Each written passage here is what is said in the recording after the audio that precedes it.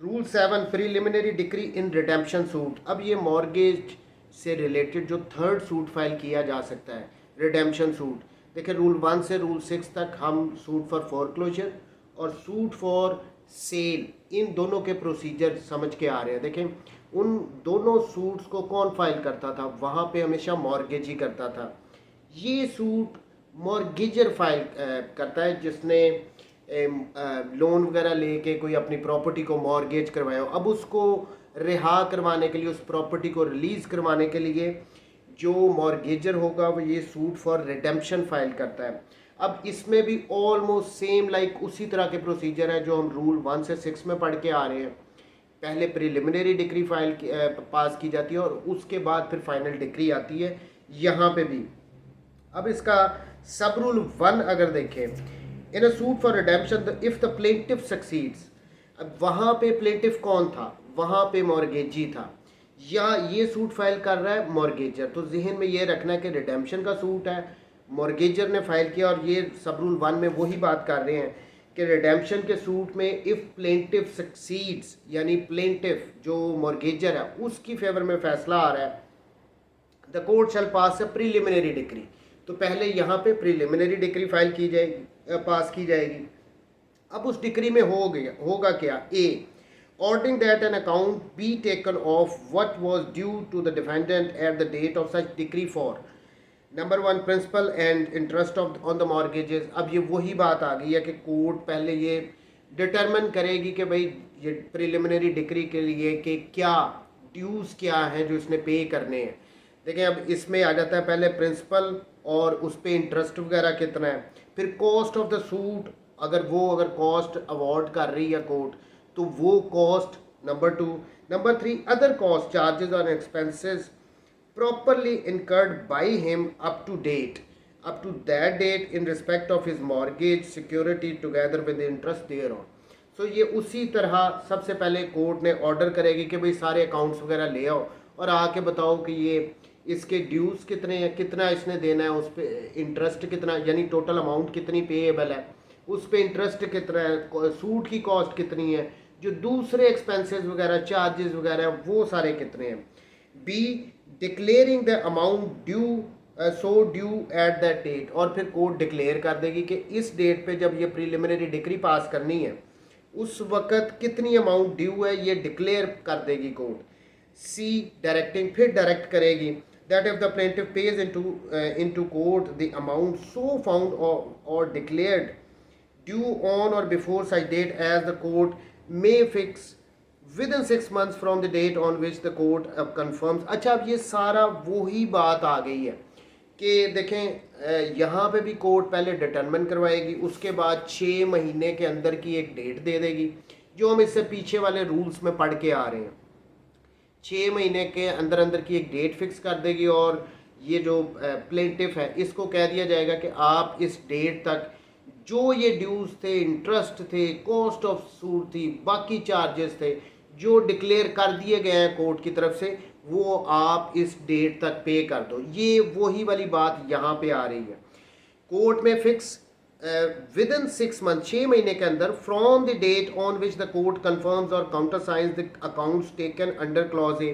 Clause a में accounts मंगवाए, फिर उसके बाद कोर्ट ने डिटरमिन कर दिया, काउंटर साइन कर दिया कि ये अमाउंट्स हैं जो इसने पे करनी है, और from the date on which such amounts is declared under the clause B, या क्लॉज बी के अंडर कोर्ट उसको डिक्लेयर कर रही है कि ये सारी अमाउंट्स इसने पे करनी है। जहन में बस इतना रखें कि कोर्ट को पता लग जाता है या कोर्ट उसको डिक्लेयर कर रही है कि ये सारी total amount including the interest and the charges ये पे करने हैं प्लेंटिफ ने, as the case may be, and thereafter pays such amount as may be adjudged due in respect of subsequent cost, charges and expenses as provided in rule 10 together with subsequent interest on such sums।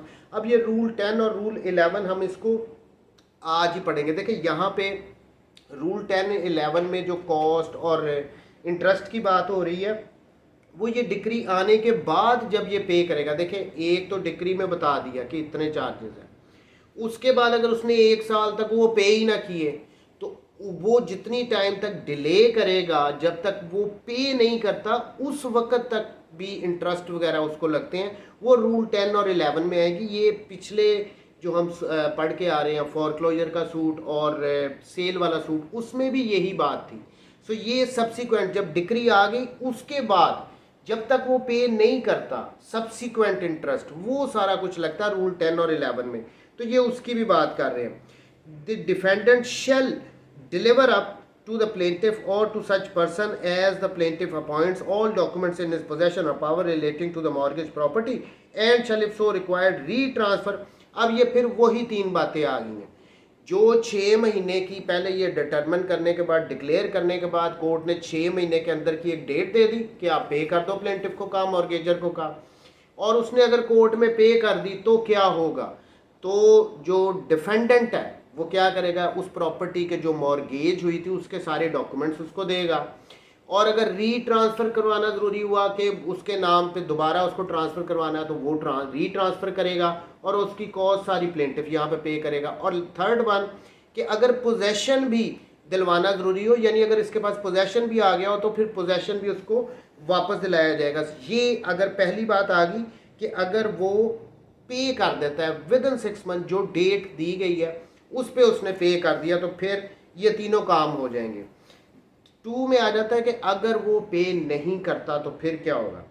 That if payment on the amount found और declare due under और by the preliminary decree is not made. ये 2 second clause में ये कह रहे हैं कि दूसरी सिचुएशन ये आ गई कि अगर उसने उस डेट तक पे ही नहीं किया सारा तो फिर, or before the date so fixed or the plaintiff fails to pay within such time as the court may fix the amount that judge due in respect of subsequent costs, charges, expenses, interest, the defendant shall be entitled to apply for a final decree। तो यहाँ पे defendant entitle हो जाएगा final decree के लिए। अब वो उधर वाले जो पहले वाले सूट्स थे उसको चले 1 मिनट के लिए साइड पर रखे थे कि जब ये अमाउंट वगैरह ही नहीं पे कर रहा तो फिर क्या होगा, यहाँ पे डिफेंडेंट इसके अगेंस्ट एक फाइनल डिक्री के लिए एंटाइटल हो जाएगा। A in case of mortgage other than usufructuary mortgage, a mortgage by conditional sale और an anomalous mortgages the terms of which provide for foreclosure only and not for sale that the mortgage property be sold। देखें अब ये clause a में, अब ये पहली situation ये आई थी उसने पे कर दिए तो डिफेंडेंट सब कुछ उसको डॉक्यूमेंट्स पोजेशन री ट्रांसफ़र करेगा।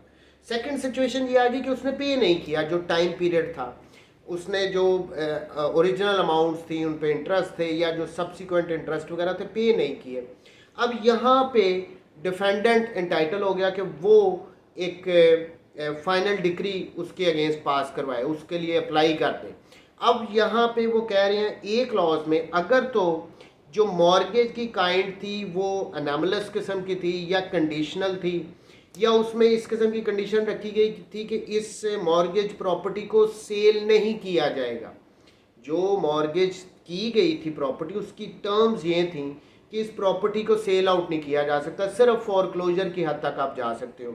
तो यहाँ पे अगर तो इस किस्म की टर्म्स थी तो फिर तो छोड़ दो, लेकिन अगर इस किस्म की मॉर्गेज नहीं हुई तो उसके लिए जो फाइनल डिक्री के लिए वो अप्लाई करेगा वो कहेगा कि जी इस प्रॉपर्टी को आप सेल आउट कर दो।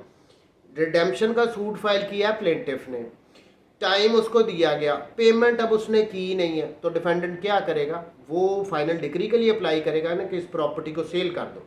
लेकिन अगर वो कंडीशनल मॉर्गेज है या एनामलस मॉर्गेज है, इस किस्म की मॉर्गेज है जिसमें प्रॉपर्टी को सेल नहीं किया जा सकता तो फिर तो छोड़ दो, अदरवाइज फिर उसको प्रॉपर्टी को सेल करने की फाइनल डिक्री के लिए वो एंटाइटल हो जाएगा। B in case of mortgage by conditional sale और such an anomalous mortgage as aforesaid that the plaintiff be debarred from all rights to redeem the property। तो यहाँ पे चूंकि वो फॉरक्लोजर की अगर एनामलस किस्म की मॉर्गेज है उसको फर्दर बी में वो एक्सप्लेन कर रहे हैं, अगर वो इस किस्म की मॉर्गेज है जिसमें प्रॉपर्टी को सेल नहीं किया जा सकता तो सिर्फ उसका रिडेम्पशन का राइट जो है वो डी बार करने के लिए फाइनल डिक्री लेने का ये डिफेंडेंट एंटाइटल हो जाएगा। डिफेंडेंट याद रखना है जो मॉर्गेजी है। सो ये वही ऑलमोस्ट प्रीलिमिनरी डिक्री वाला प्रोसीजर जो हम पिछले सूट फॉर सेल और सूट फॉर पढ़ के आए हैं फॉरक्लोजर, ये काइंड ऑफ सेम उसी तक किस्म की बातें हैं। मिक्स नहीं इनको करना, सिंपल है। वही भी अगर तो यहाँ पे जो मॉर्गेजर है वो सूट फाइल कर कि जी मैं पेमेंट करता हूँ, मेरी प्रॉपर्टी को रिडीम करवाया जाए, रिडम्पशन के लिए वो ठीक है। लेकिन अगर वो पेमेंट करता है वेल एंड गुड, अगर वो पेमेंट नहीं कर रहा तो फिर डिफेंडेंट फाइनल डिक्री के लिए पास इंटाइटल हो जाएगा कि जी अब इसकी प्रॉपर्टी को सेल कर दो। अगर मॉर्गेज इस किस्म की है कि उसको सेल नहीं किया जा सकता तो इसका राइट ऑफ रिडम्पशन उसको डिबार कर दें आप। अब इसका सब रूल 2, द कोर्ट में on good cause shown and upon such terms fixed by the court from time to time at any time before the passing of final decree for foreclosure or sale as the case may be extend the time। अब ये वही बात आ गई, सब rule 2 में भी ये कह रहे हैं कि यहाँ पे भी कोर्ट अगर चाहे उसको गुड कॉज अगर शो कर दी गई है तो वो टाइम को एक्सटेंड भी कर सकती है। ये फाइनल डिक्री से फोरक्लोजर की या सेल की जो पास करनी है उसके रिगार्डिंग अगर वो टाइम मांग ले प्लेंटिफ के जी मुझे थोड़ा टाइम दे दे मैं कर देता हूँ, तो उस टाइम को एक्सटेंड भी कोर्ट कर सकती हैं। नेक्स्ट रूल 8, अब इसमें फाइनल डिक्री इन रिडम्पशन। पहले हम प्रीलिमिनरी डिक्री पढ़ के आ रहे हैं रूल 7 में, अब फाइनल डिक्री आ गई है। इसका sub rule 1, where before a final decree debarring the plaintiff from all rights to redeem the mortgage property has been passed or before the confirmation of a sale held in pursuance of a final decree passed under sub rule 3 of this rule, the plaintiff makes payment into court of all amounts due from him under sub rule 1 of rule 7। अब यहाँ पे ये बात कर रहे हैं कि अगर तो फाइनल डिक्री पास होने से पहले कि उसका राइट ऑफ रिडम्पशन को, जो उसका मॉर्गेज प्रॉपर्टी को रिडीम करने का राइट है उसको डी बार करने से रिगार्डिंग फाइनल डिक्री आने से पहले या वो पास हो चुकी है, where before a final decree debarring the plaintiff from all rights to redeem the mortgage property has been pass, यानी फाइनल डिक्री आने से पहले या before the confirmation of the sale, या जो सेल प्रॉपर्टी अगर हो गई है तो सेल होने के बाद अभी कंफर्म नहीं हुई, कंफर्म होने से पहले अगर ये प्लेंटिफ कोर्ट में आके सारे ड्यूज क्लियर कर देता है विद इंटरेस्ट, जो कुछ भी उस पर लाइबिलिटीज़ थी वो सब कुछ पे कर देता तो फिर क्या होगा। सो दो बातें आ गई कि अभी फाइनल डिक्री फॉर रिडम्पशन पास नहीं की गई कि वो अपनी प्रॉपर्टी को रिडीम नहीं करवा सकता, या फिर उसकी प्रॉपर्टी सेल आउट हो गई है लेकिन सेल हुई है अभी कंफर्म नहीं हुई, उससे पहले आके अगर उसने पेमेंट कर दी है तो क्या होगा। The court shall on application made by the plaintiff in this behalf pass a final decree और if such decree has been passed an order. तो कोर्ट यहाँ पे अगर तो फाइनल डिक्री पास हो गई है उसके बाद आके उसने पेमेंट की है तो कोर्ट एक ऑर्डर करेगी, अगर फाइनल डिक्री पास नहीं हुई तो कोर्ट चूंकि उसने पेमेंट कर दिया एक फाइनल डिक्री पास करेगी। किस किस्म के लिए, अब ये वही तीन बातें आ गई। असल मसला क्या था कि पेमेंट उसकी होनी है, वो जो अमाउंट है उसको क्लियर करे, अगर वो उसने कर दी है क्लियर तो कोर्ट क्या करेगी, उसको कहेगी कि वो सारे डॉक्यूमेंट्स उसको वापस कर दो, अगर रीट्रांसफ़र करनी है रीट्रांसफ़र करो, और अगर पोजेसन वगैरह देना है तो पोजेसन भी उसको वापस दिया जाए। अगर डिफेंडेंट के पास मॉर्गेज प्रॉपर्टी का पोजेसन आ गया था तो वो उसको पोजेसन भी वापस करे। अब यहाँ पे एक और बात आ गई है, यहाँ पे भी उसी तरह देखें, जो परचेज़र है प्रॉपर्टी अगर सेल आउट हो गई है, उसने तो बिडिंग में ले ली है, उसने अमाउंट अपनी पे कर दी है, उसका क्या कसूर है। यहाँ पे फिर उसको 5% यहाँ पे प्लेंटिफ को एक्स्ट्रा, अगर प्रॉपर्टी सेल आउट हो गई है तो परचेज़र के लिए 5% एक्स्ट्रा भी जमा करवाना पड़ेगा, जैसे हम सूट फॉर सेल में पढ़ के आ रहे हैं। Where the mortgage property or a part thereof has been sold in pursuance of a decree passed under sub rule 3 of this rule, the court shall not pass an orders under sub rule 1 of this rule unless plaintiff in addition to the amount mentioned in sub rule 1 deposit in court for the payment of purchaser a sum equal to 5% of the amount of the purchase money paid into court by the purchaser। तो यहाँ पे kind of इसको penalty लगेगी plaintiff को कि property cell हो गई है तो परचेज़र को अकोमोडेट भी करना है, उसको भी कंपनसेट करना है। तो 5% जो भी परचेज़र ने, वो तो बोनाफाइड परचेज़र है ना, उसने जिस अमाउंट पे भी ख़रीदा है जो कोर्ट में पे किया उसका 5% एक्स्ट्रा भी ये जमा कराएगा। Where such deposit has been made the purchaser shall be entitled to an order for repayment of the amount of the purchase money paid into court by him together with the sum equal to 5% thereof. उसके बाद वो ये कह रहे हैं कि जब ये अगर इसने ये 5% भी जमा करवा दिया है तो ये एंटाइटल होगा कि कोर्ट में ये अप्लाई कर सके कि जी मुझे मेरी अमाउंट भी वापस करें और ये 5% जो इसने दे दिए हैं कोर्ट में वो भी मुझे दिए जाए। सब rule 3, where payment in accordance with sub rule 1 has not been made, the court shall on application of the defendant in this behalf। अब यहाँ पे कह रहे हैं कि अगर तो जो प्लेंटिव था जो कोर्ट की डिक्री थी उसके अकॉर्डिंगली उसने पेमेंट नहीं की तो फिर क्या होगा। A, in the case of mortgage by conditional sale और for or of such an anomalous mortgage as and herein before referred to in Rule 7, pass a final decree declaring that the plaintiff or all persons claiming under them debarred rights to redeem mortgage property and also if necessary ordering plaintiff to put the defendant into possession। अब ये वही बात आ गई, देखें अगर तो ये final decree अगर इसने इसको सब रूल 3 को where payment in accordance to sub rule 1 has not been made, the court shall on application of defendant in this behalf, यहाँ पे अगर फिर भी ये सब रूल 1 जो इसका था 8 का उसके अकॉर्डिंगली उसने नहीं अगर पेमेंट्स की तो यहाँ पे कह रहे हैं कि कोर्ट क्या करेगी। कोर्ट इसमें फिर अगर तो वो कंडीशनल सेल है उस प्रॉपर्टी को सेल आउट नहीं किया जा सकता तो उस सूरत में उसका राइट टू रिडेम्पशन को डिबार कर देगी, प्लस अगर पोजेशन उस प्लेंटिफ के पास है तो उसको डिफेंडेंट को दिलवाएगी। दूसरा केस में आ गया in the case of any other mortgage not being usufructuary mortgage pass final decree that the mortgage property और sufficient part thereof be sold and the proceeds of the sale after deduction there from the expenses of the sale be paid into court or applied in payment what is found due to the defendant। अब ये वही बात आगे फिर ये कह रहे हैं कि अगर वो प्रॉपर्टी को सेल आउट किया जा सकता था तो फिर प्रॉपर्टी को सेल कर देगी, क्योंकि मॉर्गेज अगर तो इस किस्म की है कि उसको सेल नहीं किया जा सकता प्रॉपर्टी को तो फिर उसका राइट टू रिडेम्पशन जो है उसको डीबार। और दूसरे में कह रहे हैं अगर तो वो मॉर्गेज की काइंड इस किस्म की थी कि उसको सेल किया जा सकता तो उसको सेल किया जाएगा, उसमें से जो डिफेंडेंट है उसको उसकी पेमेंट दिलवाई जाएगी, उसके अलावा जो भी और एक्सपेंसेस वगैरह हैं वो अलहदा किए जाएंगे और if balance be paid to the plaintiff for other person. और अगर उसके बाद सबको अदायगियाँ करने के बाद पेमेंट्स करने के बाद अगर कुछ रकम बचेगी तो वो उस प्लेंटिफ को वापस कर दी जाएगी जिसकी वो प्रॉपर्टी थी। तो ये था रूल 8। पहले प्रिलिमिनरी डिक्री यहाँ पे भी आएगी, उसके बाद फाइनल डिक्री आएगी। 8A, recovery of balance due on mortgage in suit for redemption where the net proceed of the sale held under the last preceding rule are found insufficient to pay the amount due to the defendant, the court on application by him may, if the balance is legally recoverable from the plaintiff, otherwise than that then out of the property sold। अब ये वही बात आ गई है कि अगर final decree में उसको सेल आउट भी कर दिया गया प्रॉपर्टी को, डिफेंडेंट को उसकी अमाउंट भी दे दी गई, इवन देन ये सफिशेंट नहीं था।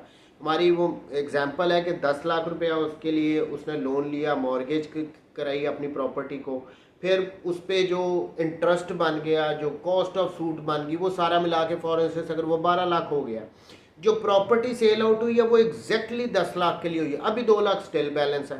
तो इसके लिए वो जो डिफेंडेंट होगा वो दोबारा कोर्ट में अप्लाई कर सकता है कि जी मुझे ये 2 लाख रुपया इसकी कोई और प्रॉपर्टी सेल करके वो फिर भी मुझे दिलवाई जाए। If the balance is legally recoverable from the plaintiff otherwise than out of the property sold pass a decree for such balance. तो इस बैलेंस के लिए भी कोर्ट डिक्री पास कर देगी कि जी अगर इसकी कोई और प्रॉपर्टी है उसको भी सेल आउट करो और इसको डिफेंडेंट को इसकी जो भी अमाउंट बनती है उसको क्लियर करवाओ। सो ये सूट फॉर सेल में भी हम पढ़ के आए थे, यहाँ पे भी वही बात है कि भाई अगर स्टिल बैलेंस है, उसकी कोई और प्रॉपर्टी है तो उसके रिगार्डिंग भी डिक्री पास हो सकती है। Rule 9, decree where nothing is found due और where mortgage has been overpaid. अब ये मॉर्गेजी जो है अगर ओवर पेड हो गया, उसके पास अमाउंट ज़्यादा चली गई, 8A में था कि उसके पास अभी बैलेंस था कि अभी मेरी अमाउंट पूरी नहीं हुई, यहाँ पे कह रहे हैं कि अगर मॉर्गेजी के पास पे होने के सेल होने के बाद उसके पास वो ओवर पेड हो गया, उसके पास जो ड्यू अमाउंट थी उसको उससे ज़्यादा उसको मिल गया। Nothing, notwithstanding anything herein before contained, if it appears upon taking the accounts referred to in Rule 7 that nothing is due to the defendant or that he has been overpaid, court को ये लगे अगर according to the rule 7 जब वो accounts वगैरह देख रहे थे कि इसका तो कोई बैलेंस ही नहीं रह गया, या अगर ये ओवर पेड हो गया, इसको ज़्यादा पैसे मिल गए हैं, the court shall pass a decree directing the defendant, if so required, to retransfer the property and to pay the plaintiff the amount which may be found due to him, and the plaintiff shall, if necessary, be put in possession of the mortgage property. तो यहाँ पे अगर वो overpaid हो गया तो court वो सारा कुछ कह सकती है कि इसको पेमेंट वापस करो या इसका पोजेशन वापस करो, जितना वो प्रॉपर्टी आपके पास ज़्यादा आपने कर लिया वट। तो ये अगर मॉर्गेज ही ओवरपेड होगा तो फिर प्लेंटिफ को भी यहाँ पे कंपनसेट करवाया जाएगा। रूल 10 और रूल 11 ये वही बात आ गई है, ये हमने सूट फॉर फॉरक्लोजर में भी पढ़ा था, सूट फॉर सेल में भी पढ़ा है, सूट फॉर रिडेम्पशन में भी पढ़ा है। ये 10 और 11 में ये cost of mortgage subsequent to decree pass हो गई। फॉर इंस्टेंस एक डिक्री फाइनल पास हो गई है कि 10 लाख रुपए आपने देने हैं, ए ने बी को देने हैं।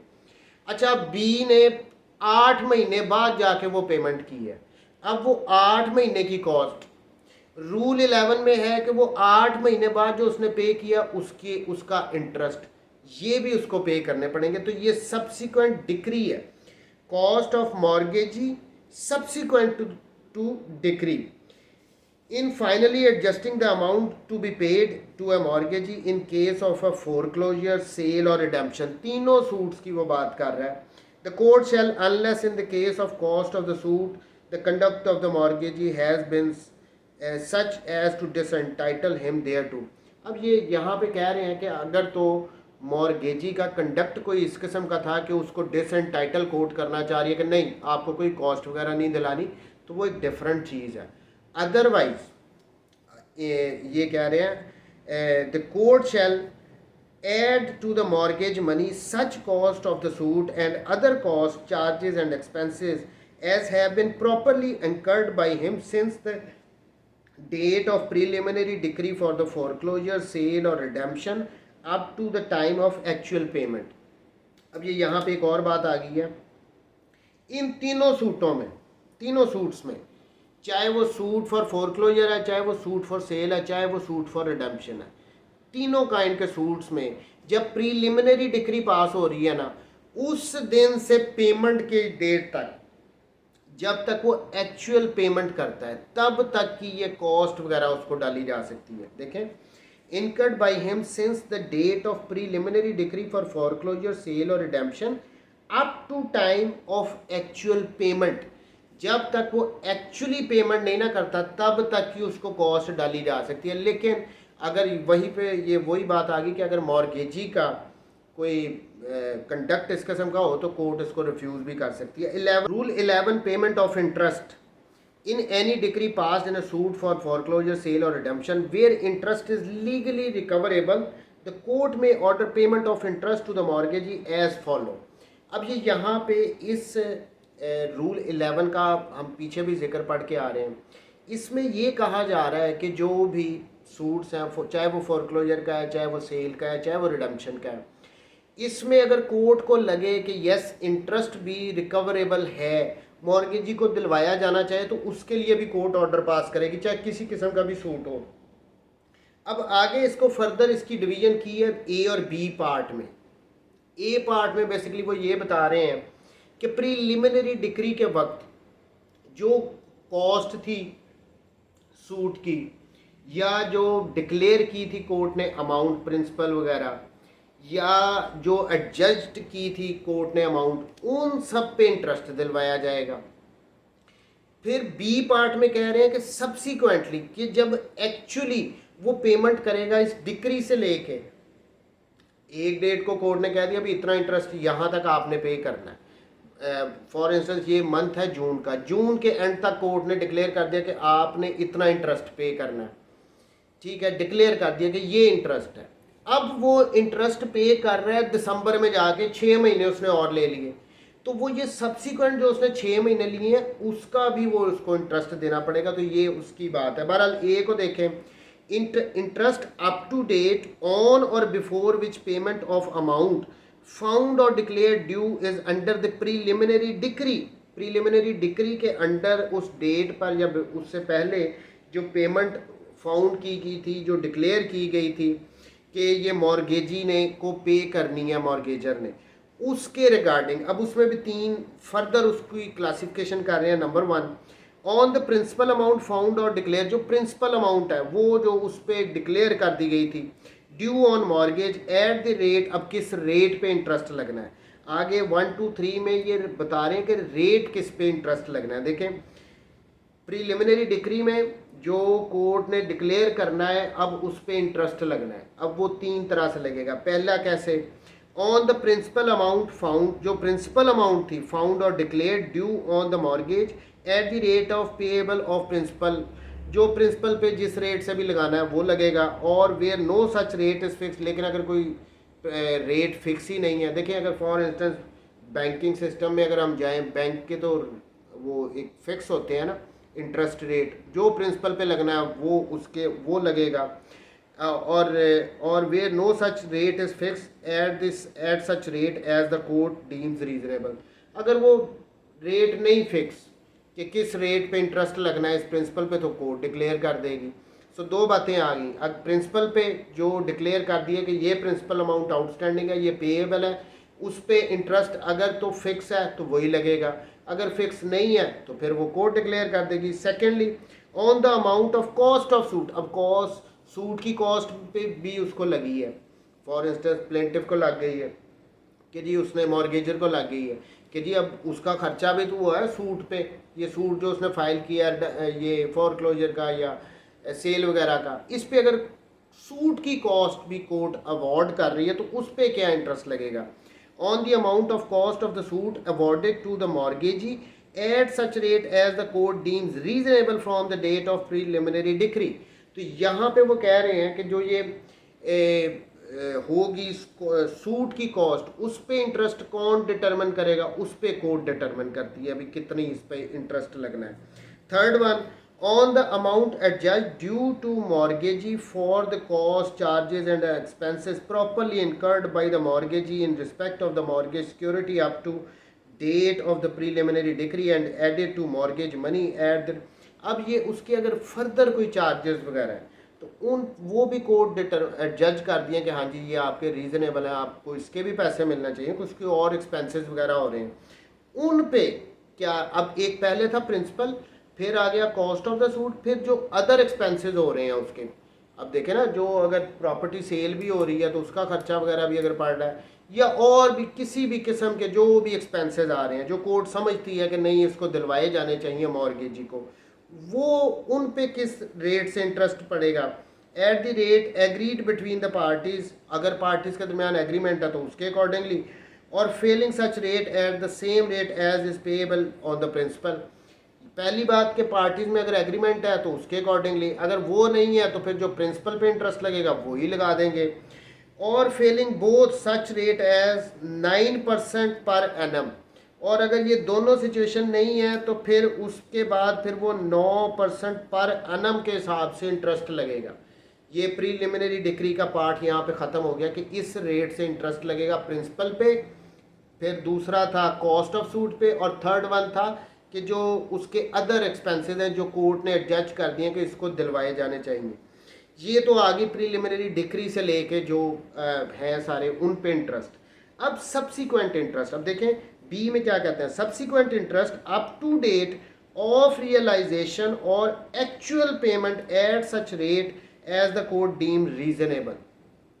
वही बात ना, उसने दिसंबर में जून की बजाय पेमेंट वो जाके एक्चुअली कब पे कर रहा है, दिसंबर में कर रहा है, 6 महीने उसने और लगा दिए तो फिर उसका भी उसको इंटरेस्ट लगेगा। अब इसकी भी 2 सिचुएशंस बता रहे हैं। 1, on the aggregate of the principal sum specified in clause A and of the interest thereon as calculated in accordance with that clause. अब ये उस पर फिर फर्दर वो कह रहे हैं जिस तरह हमने क्लॉज ए में किया था कि प्रिंसिपल पे क्या लगना है उसके अकॉर्डिंगली वो दोबारा कैलकुलेट करके सब्सिक्वेंट इंटरेस्ट भी लगाया जाएगा. Two on the amount adjust due to mortgage in respect of such further cost charges and expenses as may be payable under rule 10. जो वो रूल 10 में पढ़े हैं उसके अकॉर्डिंगली यहाँ पे भी इंटरेस्ट उसको दिलवाया जाएगा. तो ये सब्सिक्वेंट इंटरेस्ट ये होता है कि जब एक्चुअली वो पे करता है उसके लिए जितना टाइम पीरियड उसने गेन किया उसका भी इंटरेस्ट मॉर्गेजी को दिलवाया जाएगा. Rule 12 sale of property subject to prior mortgage. अच्छा, अब where any property or the sale of which is directed under this order is subject to the prior mortgage, the court may with the consent of the prior mortgagee direct that the property be sold free from the same, giving to such prior mortgagee the same interest in the proceed of the sale as he had in the property sold. अब यहाँ पे देखिए मेरा ना मुझे sore throat है, बड़े 2-3-4 दिनों से बड़ा फीवर चल रहा है, मैं बड़ी मुश्किल से वीडियोस बना रहा हूँ और ये पार्ट्स में बनती हैं, तो थोड़ा सा आप भी मैनेज करें.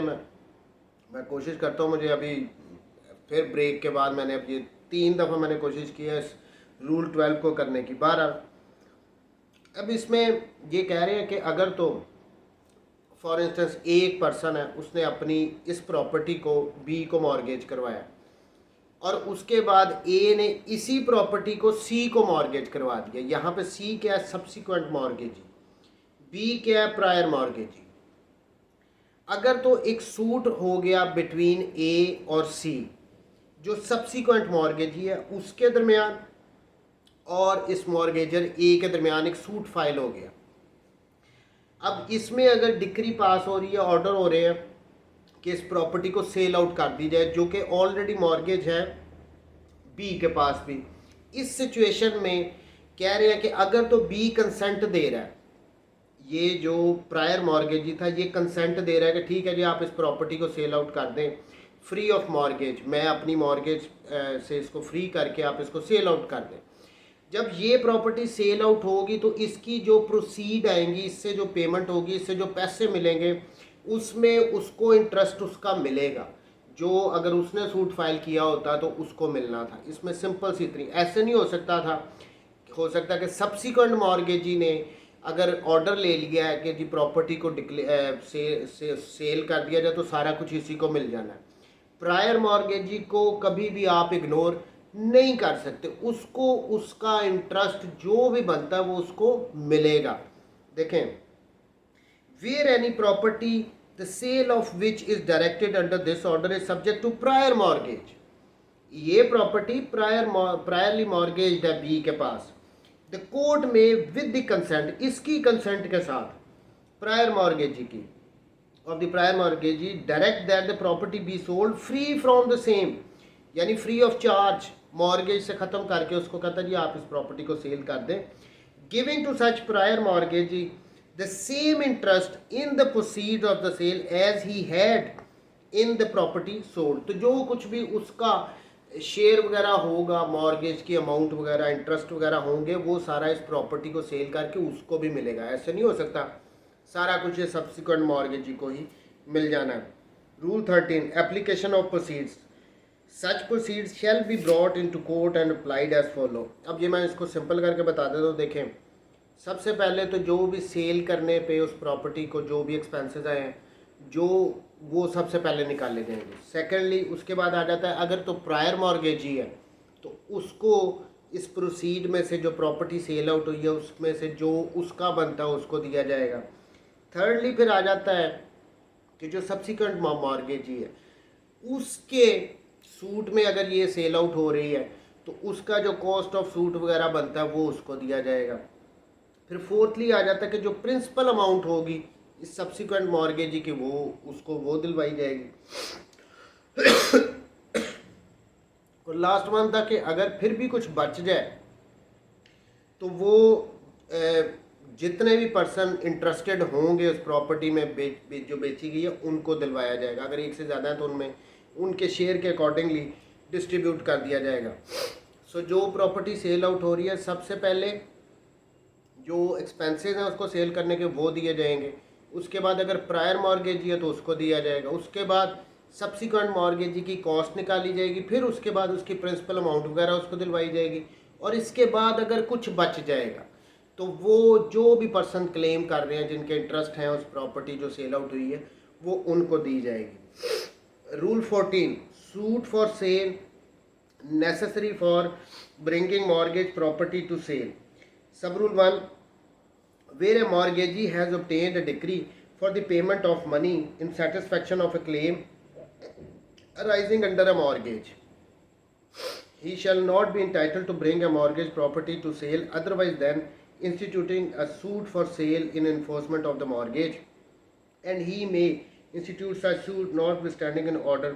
देखिए अब यहाँ पे रूल 14 में ये कह रहे हैं, जहाँ पे मॉर्गेजी ने has obtain a decree for payment of money in satisfaction of the claim arising.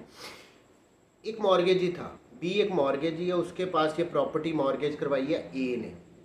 अब इसका जो पेमेंट बनती है, जो लोन के इवज़ इसने ये प्रॉपर्टी मॉर्गेज करवाई है, ये इसने पे नहीं किया।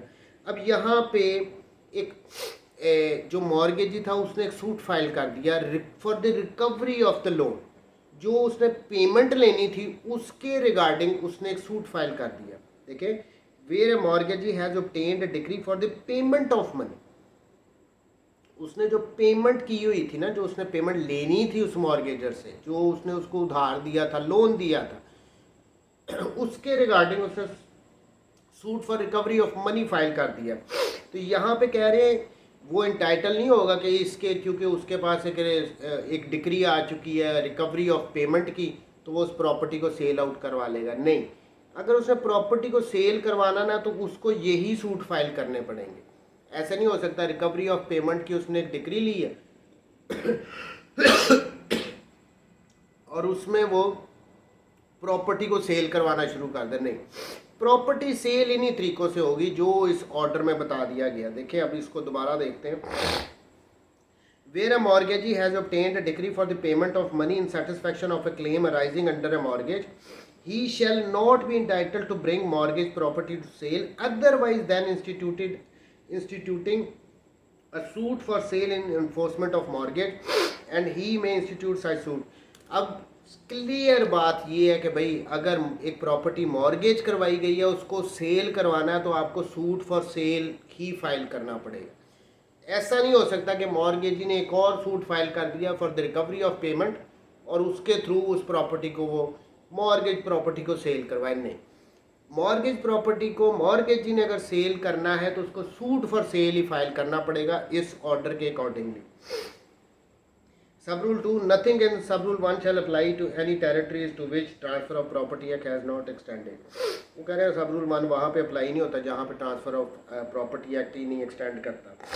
Last rule, mortgages by the deposit of title deeds and charges, all provisions contained in this order which apply to simple mortgage shall so far as may apply to the mortgage by deposit of sale deeds within the meaning of section 58 and to a charge within the meaning of section 100 of transfer of property act. अब देखें simple सी ये बात यहाँ पे कह रहे हैं। अब नॉर्मली हम जो मॉर्गेजेस कराते हैं बैंक्स के साथ वो डिपॉजिट ऑफ टाइटल डीड्स के साथ करवा देते हैं ना, हम पोजेशन तो नहीं उनको दे देते। बहरहाल ये उसकी एग्जांपल आप समझ लें। ये कह रहे हैं सेक्शन 58 को देख लो और सेक्शन 100 के अकॉर्डिंगली टीपीए में जो चार्ज क्रिएट किया जाता है उनसे रिगार्डिंग भी जो मसले हैं ना उन पे यही ऑर्डर अप्लाई करेगा। All the provisions contained in this order which जो सिंपल मॉर्गेज पे लगती हैं ना वही सारी mortgage by deposit of title deeds और चार्ज का जो सेक्शन है उसके अंडर भी यही order as it is apply होता है। मैंने बड़ी मुश्किल से ये वीडियो कंप्लीट की है। अल्लाह हाफ़िज़।